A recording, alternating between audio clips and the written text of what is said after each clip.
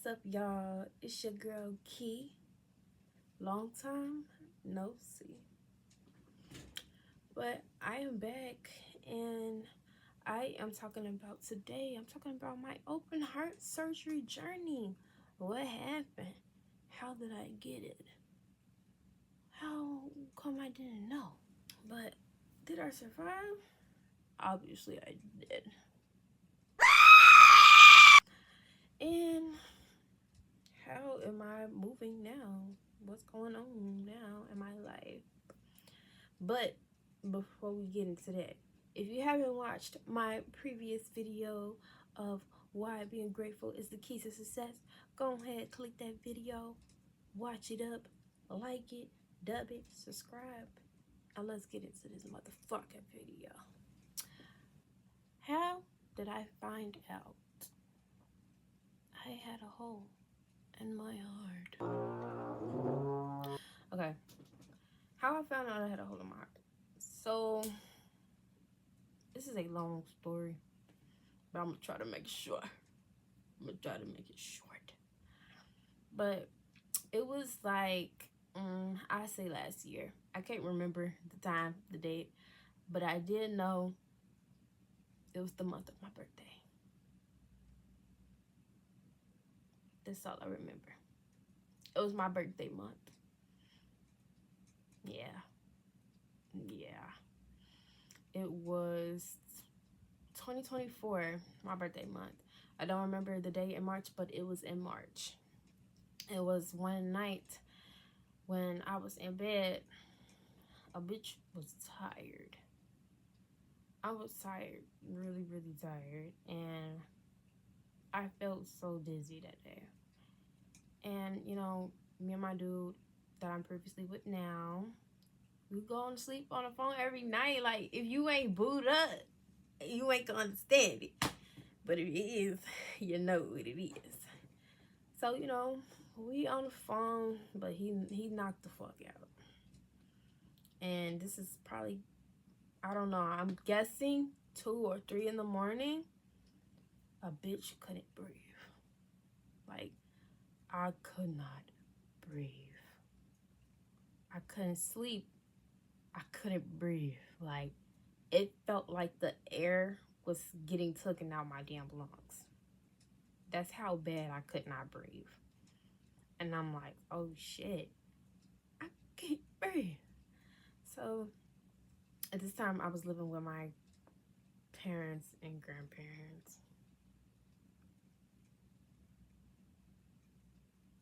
I love my parents. So I went to my mother, my beautiful savior. I love you so much, Mom, forever. You were forever my bestie. So I went to my mom and I was like, Mother, I can't breathe. I can't breathe.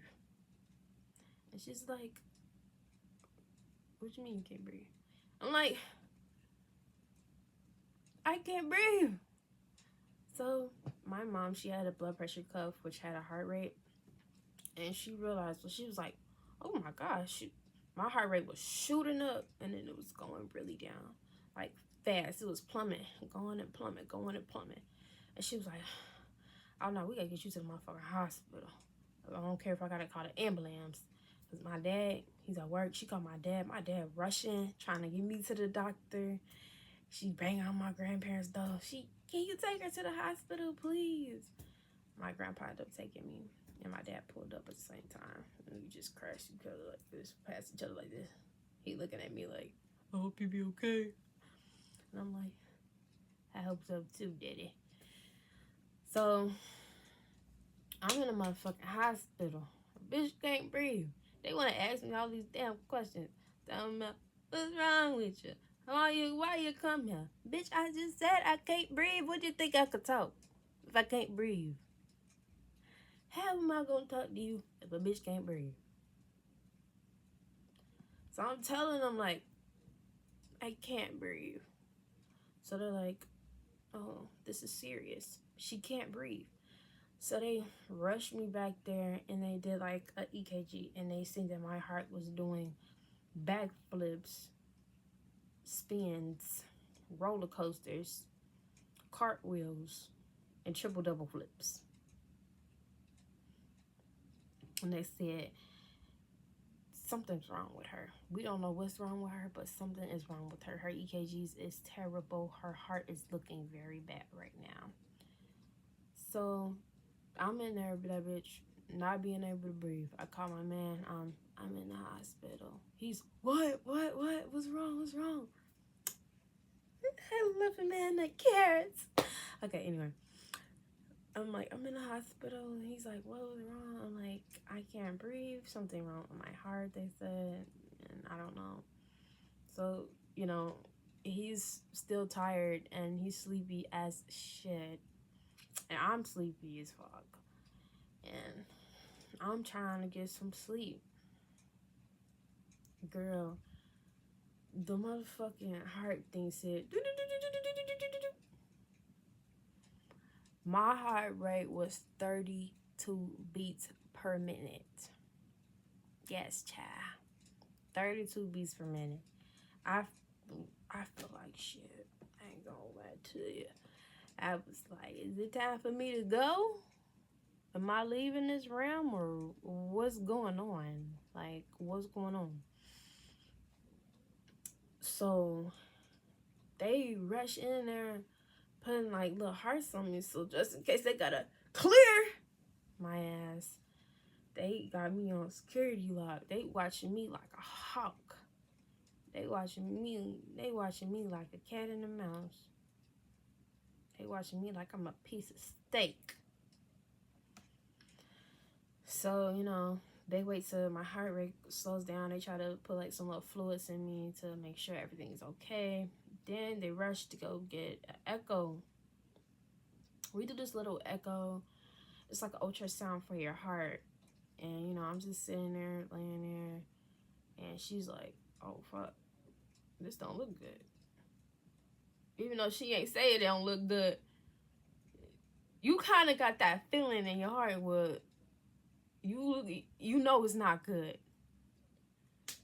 So, you know, she's like, oh, I can't say. But I knew what my heart is. Something was wrong. And it was wrong. They try to say that I had pulmonary hypertension. It is when you got high blood pressure in your lungs or something like that. I will look it up. And actually, let me look it up right now. I said I will look it up. Let me look it up right now, because I got all the time in the day to look it up. Let me look that shit up. Come on, phone. Don't be slow on me now.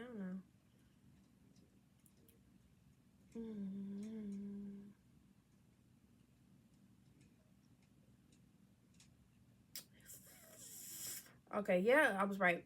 It is when you have high blood pressure in your lungs that affects your heart and arteries on the right side, which was, it was kind of right, but kind of wrong at the same time. They really didn't know what was going on with me. So they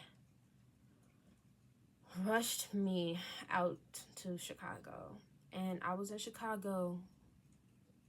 I was so tired. I got out there like, I don't know, 4 or 5 in the morning.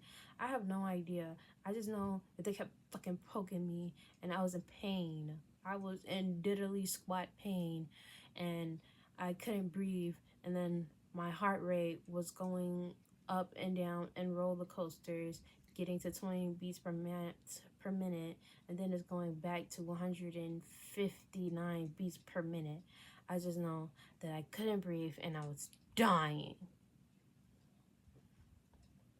Well, not literally dying, but it felt like I was dying.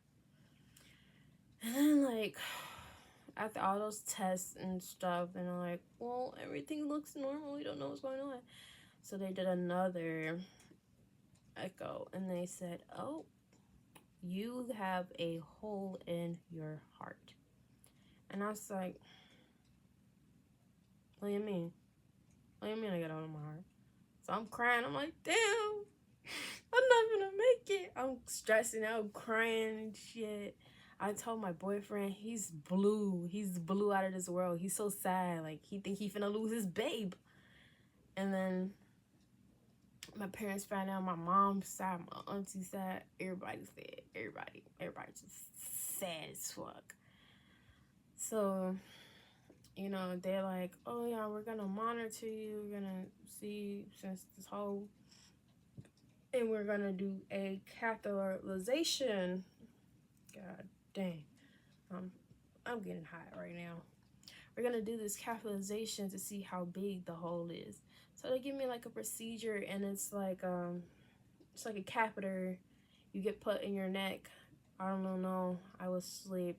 I felt a little bit, but I know that it was pretty big. It was a fat ass IV in my neck, and then the catheter is going down, and I just felt like some little scraping inside me. It was very disturbing and disgusting.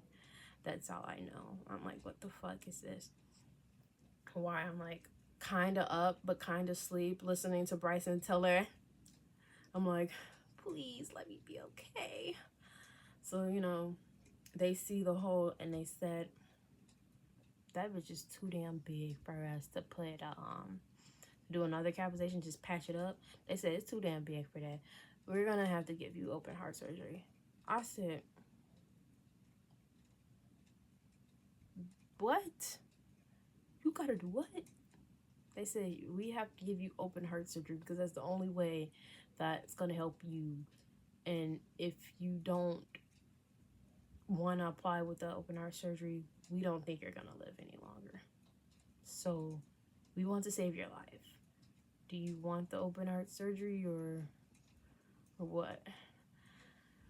In those words, they said it more professional, but in those words, that's what they said. And I'm like, bro, what the fuck? I'm like, go ahead and do it, doc. Go ahead and do it. I need to live. I need to do the things that I said I was going to do in life. I can't be gone right now. So they found out that the hole in my heart was from like my childhood or something. I was born with it. But it was kind of weird because, you know, not everybody has it. It's like 1 in 5 people have it probably. And I'm like, how the fuck did I get this? But it's called a atrial septal heart defect, I believe. And it's when your upper chambers, your top chambers of your heart has a hole. So the blood, instead of the blood pumping in and out your lungs, the blood was pumping inside of my heart and back out. So the blood wasn't really circulating really in my lungs, and I was just dying from the inside, kind of. But I'm glad I'm here. So the blood's just pumping in my heart, and my heart was swelling. It was swelling while the hole was there, filling up with blood. And I bet a vampire would probably take my heart and devour it if they seen that. But I'm just making jokes because I like to joke about things. I don't know. I got dark humor. But yeah, that's really how my heart was, and it was swelling up, and things were just like, it was just bad, honestly. And they needed to take a piece of, I think, a muscle that protects my heart, and they had to take that off and put it where the hole was at, something like that. I think that's how they did it. But I do remember, I'm trying not to get sad about this situation, because it is a very sad situation, and I'm very grateful that I'm here. But I do remember before my surgery, they allowed me to go home. I spent one day with my spouse, with my boyfriend, and even though I couldn't do much, you know, he made the best out of it. I had so much fun that day, and it was a good date, you know. He gave me a tight hug. I gave him a tight hug because we didn't know if we was gonna see each other again, to be honest. And he, even though he said that he was gonna go to the hospital when I had the surgery, he definitely did. He went there when I was out and unconscious. But before the day of the surgery, I got to spend time with I think it was with my family. I got to spend time with my family, and you know, I couldn't eat. You can't eat like maybe about 8 or 20. I don't know. I just know that I couldn't eat that night before the surgery, and I had to go in 5 in the morning. I believe this day was the 18th or March 18th, or no, it was March 19th, 2024. That was the day of the surgery that I've had it. And I went in like 5 in the morning. I remember seeing my mom. My mom was there before it happened. And, you know, she gave me hugs and she gave me a little kiss on the cheek, and she was sad, trying not to cry. And I'm just making jokes the whole time before the surgery. I'm laughing, chuckling it up. You know, my uncle called, make sure I was okay, make sure, you know, that he knows that I'm gonna be okay. And I'm just trying to make the best out of the situation. I'm laughing, talking hella shit, just being goofy. And then I remember them rolling me back there, putting a little IV and the aesthetics in it, and baby, I was out. Last thing I remember was telling my mom, like, I love you, I'll see you later. And then I woke up like I woke up later that day, but I went back to sleep. I was asleep I was really asleep, but I do remember being in the room because the surgery was a success, but everything was so terrible because one of my lungs fell and I wasn't able to breathe on my own. So they had to put a tube in my throat, and I was hooked up to so many wires and so many things. And I remember my mom telling me that they had to open up my sternum, which is a part of my ribs. They had to open it up like this and operate on me. And then they had to put wires to fix my sternum back because it had to heal on its own. But I do know that they said that my lungs did fail and I had a hard time breathing on my own. And it was weird. I remember blood being in my ears, blood coming out my whole nose. I think they revived me. They had to revive me or something like that. But it was just so terrible. It was great that I survived it, but it was so terrible because I looked terrible. And I remember feeling, because I was asleep, I only woke up to get the thing out my throat because that shit was so uncomfortable. It was disgusting. I hated it so much, and I just didn't like it. I remember feeling my boyfriend hand there because his energy is so warm and so welcoming. And I remember hearing my mom too and hearing him, and they were just sitting there in the room with me while I'm unconscious and dragged up on many medicines like codeine, and it's this other medicine, I don't know, but it was some very strong shit that you can get turned to a drug addict from. And I remember being on drugs, heavy drugs, so heavy. I don't know what was going. I was high out my mind. I was euphoric. I was enjoying life and my pain and suffering. But I do know that the surgery was a great success, and I remember a few days, you know, oh my God, just being in fucking pain because before the surgery, my heart rate was plummeting down to the depths of hell, but also rising above heaven. itself.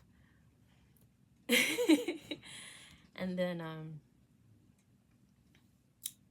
I was just so depressed before the surgery, and a lot of times before I even found out I had heart problems, I was constantly fainting on the job. I used to work at Target in Monster, Indiana. So if you're from Target from Monster, Indiana, I did not quit on purpose, okay? I had heart problems.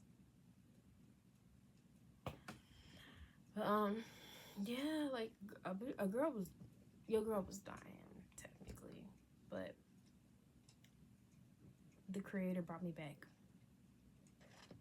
And I was going through so much at the time, and it was so terrible before the heart surgery because I was fainting so bad. Like, I don't know why I was fainting, and I was just passing out. I would be talking to my sisters, and then it would just fall out. I'll be working, fall out. It was to the point that I also was forgetting things. I was losing my memory too. I have a very quality memory now, but it was worse. But after the surgery, I say things got a little bit better. I had to relearn how to walk, and they taught me how to walk again. I was walking very slow. I was in a lot of pain because it's like your heart is one of the most important organs in your body. All the organs are very important, but your heart is what helps things function too. It's like without your heart, you're not alive, and without your brain, you're not alive either. So your heart is so important. It is so important, and it's sends like blood flow through all the neurons and things. I don't know if I'm saying this right in scientific terms, but I do know that like my nervous system and everything else was shutting down once my heart was shutting down. And I was not doing great. And then, fixing my heart was great, but it was like a whole new kickstart. It was like I was reborn again, technically. I wanted to say that this is my second time being here on this realm because of the open heart surgery. And I am very grateful for this time. I am a newborn. I am learning things. I am only in my second year of my 20s. I am still a child at heart. I am still a child of the Creator, and I am new here still in my adult years. And I would say that the surgery was very major. It was very deep, very opening. It was a new beginning for me, and also an end for me, because that past life of me with the heart problems that I did have did die. That version of me did die. And I am learning to love the new version of me and my new heart as well. And I'm very grateful that I'm here. But learning how to walk was very difficult for me a little bit. It was mostly painful because they expected me to learn how to walk in like 3 days and get me the fuck out of there. And they wanted me to breathe on my own in 3 days and expected me to get out of there, which is fucking crazy after heart surgery. You would think you would at least be in there for at least 5 days, but no. They said, we want you to breathe now and we want you to get out. But obviously I did pretty well.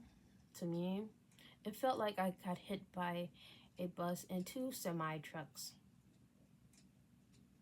It was very painful. My agony was touring. I was in so much pain. It was consuming me.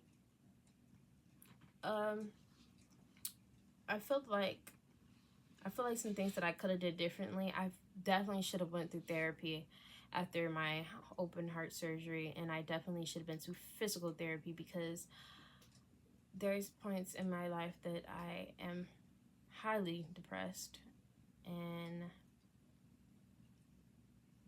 I don't remember everything that happened in my life. sadly. I only remember bits and pieces of it.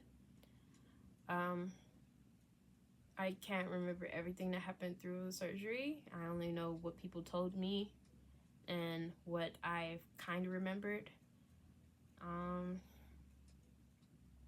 I would say physically, I'm still able to walk, still able to jump, but I have to wear compression socks or I will pass out. I feel like I could do a little bit more, honestly. And I don't want my heart being a factor to weigh me down. I still have to go to the hospital, well, not hospital, but the doctors all the time to check on my heart. If I decide that I want to have children, I will be high risk. And there will be risk factors that I have to go through to have a pregnancy. And there will be high doctor medical practice for me to proceed to have a child. So hopefully things will be okay during that time. I don't know. But I'm so grateful that I am here and I'm talking to y'all and I'm telling you guys my story, because tomorrow was never promised. Literally, I'm grateful that I'm here today because I don't know what would happen if that heart surgery wasn't successful. I don't think I would be here. So I'm very grateful that I am here. I'm grateful that I have a better heart and I'm able to breathe, because I love breathing. I love breathing air. I love being here so much. But yeah, that is my story. Yes, it's probably about an hour long almost, and I don't think I'm gonna edit this video heavily, but I will add pictures and things maybe during the process or towards the end so y'all can see the results. But I'm getting out of breath talking. Anyways, that is my story, and I am here, and it's your girl Key, and I love you all so much. Have a wonderful day, whatever day you're watching this on. Remember, you are beautiful, you are kind, you are smart, you are appreciated, and everything you want in life shall be. Speak it to existence, and I love you so much. I'll see you later.